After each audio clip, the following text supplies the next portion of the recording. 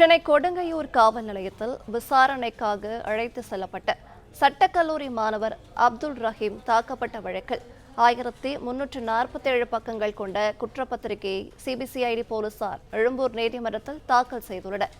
விவரங்களை தருகிறார் செய்தியாளர் கதிரவன். கதிரவன் வணக்கம். மேலும் விவரங்கள் என்ன பகிரலாம்? கொரோனா ஊரடங்கு காலத்துல முறையாக முகக்கவசம் அணியவில்லை என்று கூறி 500 ரூபாய் அபராதம் விதித்ததாக சட்டக்கல்லூரி மாணவர் அப்துல் ரஹீம் என்பவருக்கும் காவல்துறையினருக்கும் தகராறு ஏற்பட்டது. குறிப்பா கடந்த 2022ஆம் ஆண்டு ஜனவரி 13ஆம் தேதி அன்று இரவு பகுதி நேரமாக மருந்து கடையில் பணியாற்றி வந்த அப்துல் ரஹீம் என்ற சட்டக்கல்லூரி மாணவர் முகக்கவசத்தை சரியாக அணியவில்லை என கூறி அவரிடம் இருந்து 500 ரூபாய் அபராதம் விதித்ததாக கொடுங்கியூர் காவல் நிலைய போலீசார் உத்தரகுமார் என்பவருக்கும் அப்துல் ரஹீம் வாக்குவாதம் ஏற்படுத்ததாகவும் போலீசாரை தாக்கியதாக கூறி அப்துல் ரஹீமை காவல் நிலையத்துக்கு அழைத்து சென்று கொடூரமாக தாக்கியதாக குற்றச்சாட்டுகள் எழுந்தது. அது தொடர்பான வீடியோ காட்சிகளும் வெளியானது. இந்த விவகாரத்தில் 9 நபர்கள், காவல் ஆய்வாளர் நசீமா உள்ளிட்ட 9 நபர்கள் மீது வழக்குகளும் பதிவு செய்யப்பட்டது.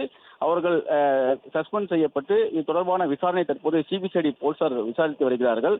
அவர்கள் 1300க்கும் மேற்பட்ட பக்கங்கள் கொண்ட குற்றப்பத்திரிகையை தாக்கல் செய்திருக்கிறார்கள். எழும்பூர் நீதிமன்றத்தில் தாக்கல் செய்திருக்கிறார்கள்.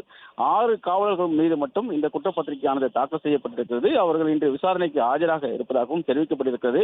மொத்தம் குற்றம் சாட்டப்பட்ட 9 நபர்கள் மீதும் குற்றப்பத்திரிகை தாக்கல் செய்யப்பட வேண்டும் என கூறி உயர்நீதிமன்றத்தில் அந்த சட்டக்கல்லூரி மாணவர் ஒரு வழக்கு ஒன்றையும் தொடுத்திருக்கிறார். ஆனந்த் அவர்கள் தலைமையில் இந்த விசாரணை இன்று வர இருக்கிறது. இந்த 2 வழக்குகளும் ஒரே நாளில் வரக்கூடிய நிலையில உயர்நீதிமன்ற வழக்கின் அடிப்படையில் விசாரணை நடத்தப்படும் என்று எழும்பூர் நீதிபதிகள் உத்தரவிட்டிருப்பதாகவும் இன்று மாலை இந்த வழக்கில் குற்றச்சாட்டப்பட்ட 6 நபர்களும் ஆஜராக இருப்பதாகவும் தெரிவிக்கப்பட்டிருக்கிறது. சட்டக்கல்லூரி மாணவரை தாக்கிய விவகாரத்தில் 1347 பக்கம் கொண்ட குற்றப்பத்திரிகை தாக்கல் செய்யப்பட்டிருப்பதாகவும் காவல் ஆய்வாளர் நசீமா உள்ளிட்ட 6 நபர்களும் இன்று ஆஜராக இருப்பதாகவும் தெரிவிக்கப்பட்டிருக்கிறது. அதே போல உயர்நீதிமன்றத்திலும் ஆனந்த் வெங்கடேசன் அவர்கள் முன்னிலையில் வழக்கு ஒன்றும், அதாவது மொத்தம் 9 நபர்கள் மீது குற்றப்பத்திரிகை தாக்கல் செய்யப்படக்கூடிய அந்த வழக்கும் வர இருப்பதாகவும் தெரிவிக்கப்பட்டிருக்கிறது. இந்த விவகாரம் தொடர்பாக முறையான விசாரணை நடத்தி ஏற்கனவே அவர்கள் மீது குற்றப்பத்திரிகை தாக்கல் செய்யப்பட வேண்டும் என்று சிபிசிஐடி போலீசாருக்கு உயர்நீதிமன்ற நீதிபதி அவர்கள் உத்தரவிட்டதன் பேரில் அது தொடர்பான அறிக்கையும் சிபிசிஐடி போலீசார் உயர்நீதிமன்றத்தில் இன்னைக்கு தாக்கல் செய்ய இருப்பதாகவும் தெரிவிக்கப்பட்டிருக்கிறது. பிளே ஸ்டோர் மற்றும் ஆப் ஸ்டோரில் இருந்து பாலிமர் செயலியை QR கோடு மூலம் பதிவிறக்கம் செய்யுங்கள். செய்திகளை உடனுக்குடன் பெறுங்கள்.